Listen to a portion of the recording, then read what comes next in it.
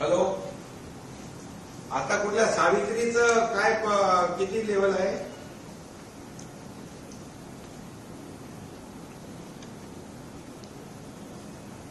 सावित्रीची आणि दुसरी अंबानची. हा हा 10 सेंटीमीटर कमी झाले का? पाऊस कमी झालाय. हा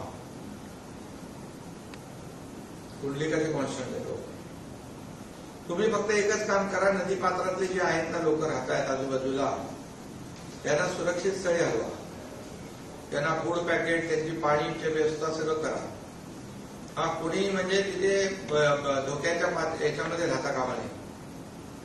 आणि लँडस्लाईड पुढे जे आपला आयडेंटिफाय केलेले स्पॉट आहेत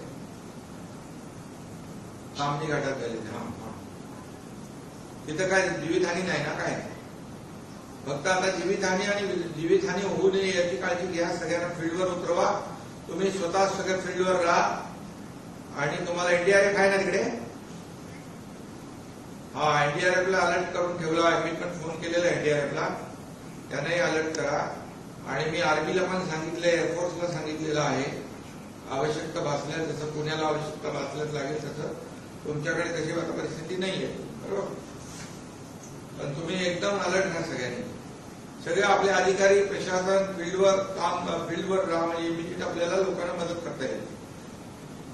हा ओके. आणि आवाहन करा लोकांना की बाबा अत्यावश्यक काम असेल तरच घरी बाहेर पडा.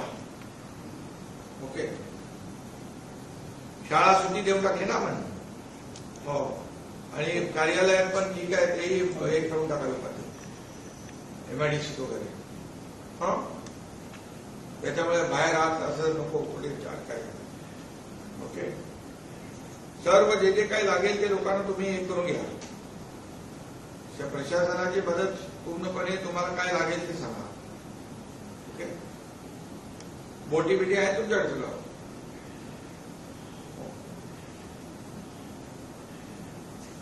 सगळ्या तैनात करा.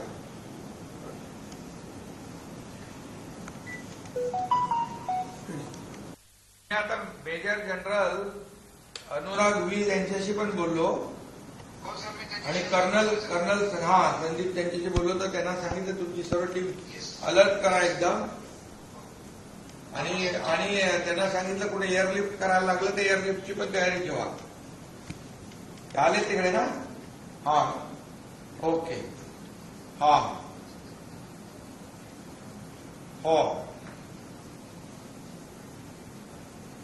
आणि काही लोक आहे ना सोसायटीमध्ये घरामध्ये थांबलेत, ते बाहेर येत नाही, त्यांना आवाहन करा. काही सोसायट्यांमध्ये म्हणजे पाणी जिथे वाढतंय तिथे कुणालाही आपण रिस्क घेऊया नको.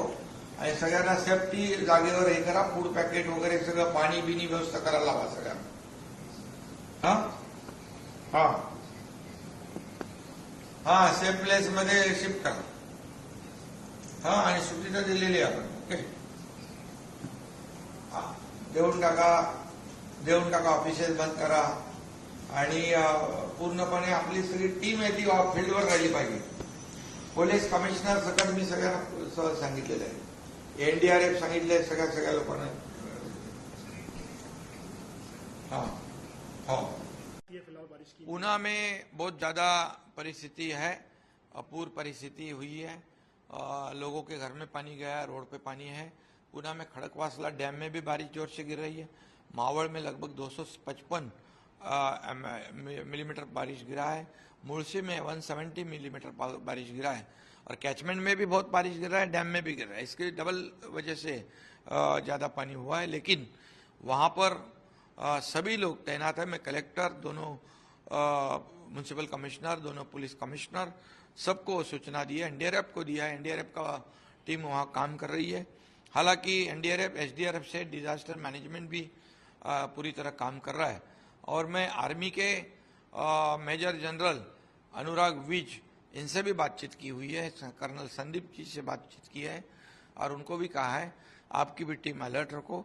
आवश्यकता अगर लगती है तो आपकी टीम मूव करो. अभी आर्मी भी मूव हो रही वहाँ पर रेस्क्यू के लिए. और कोई ऐसे लोग जहाँ अटके हो तो उनको एयरलिफ्ट करने की आवश्यकता पड़ सकती है, तो वहाँ एयरलिफ्ट की भी तैयारी उन्होंने की हुई है।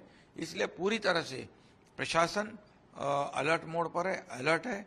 लोगों से भी मैं अपील करूंगा, जहाँ जहाँ लोग फ्लड की पोजीशन है वहाँ से सुरक्षित जगह पर प्रशासन उनको शिफ्ट कर रहा है, उसमें उन्होंने सहयोग करना चाहिए। और प्रशासन को भी मैंने कहा है उनके भोजन की, पीने के पानी की व्यवस्था पूरी तरह की जाए और उनको कोई असुविधा ना हो, इसका ध्यान रखे, ऐसी सूचना मैंने दी है और उस पर काम चल रहा है। मैं बारीकी से भी इसके ऊपर ध्यान